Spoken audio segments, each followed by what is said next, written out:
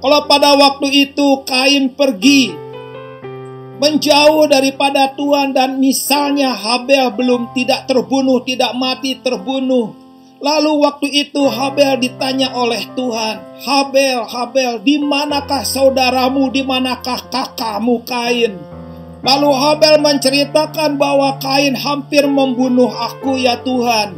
Lalu Tuhan bertanya, sekarang di manakah Kain kakakmu? Ya Tuhan, aku akan pergi, aku akan mencarinya, aku akan memaafkannya, aku akan menerimanya. Itulah yang harusnya terjadi, saudara. Tidak ada seorang pun yang harusnya tidak tahan dengan hidup kita. Yang seharusnya dalam hidup kita penuh dengan belas kasihan. Dalam hati kita penuh dengan hati yang begitu besar menerima siapapun. Itulah yang harus terjadi di dalam kehidupan gereja. Jadi ketika kita mulai mengerti bagaimana menjadi prajurit penjaga punggung, saudara harus hidup dengan nilai-nilai kerajaan.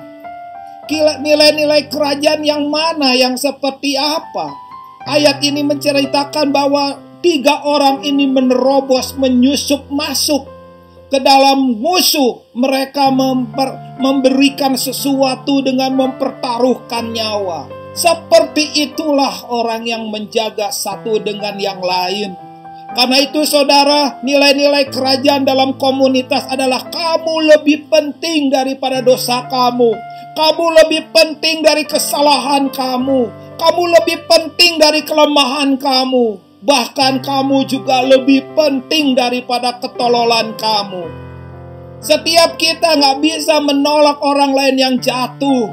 Kita nggak mau menolak orang yang saat ini kelelahan, keletihan, atau sedang putus asa. Hati kita harus penuh dengan belas kasihan. Hati kita penuh dengan hati yang penuh menerima siapapun. Karena itu apapun kondisi saudara kita, kondisi mereka, kalaupun ada yang mereka dari gereja mana dibuang, saudara, kita nggak buang orang. Kita berkata di hadapan Tuhan bahwa orang-orang ini adalah lebih penting daripada dosanya, dari kesalahannya, dari kelemahannya, dan dari ketololannya.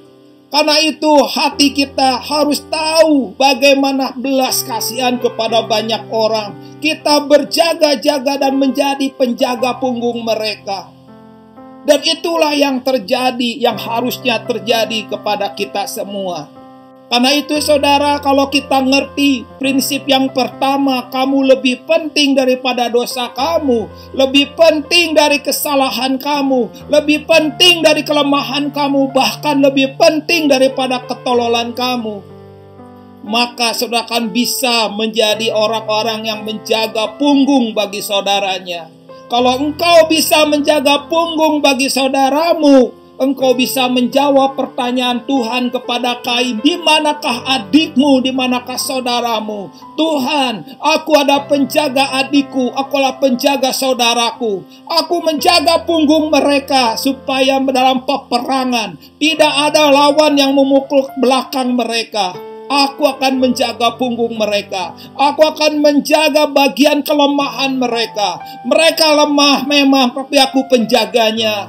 Mereka jatuh, tapi aku penjaganya. Mereka kelelahan, aku penjaganya. Mereka gagal, aku juga penjaganya. Dan aku akan tetap menjaganya. Saudara, itulah pertanyaan Tuhan. Dan pertanyaan itu juga sedang ditujukan kepada kita. Apakah engkau menjadi penjaga bagi saudaramu?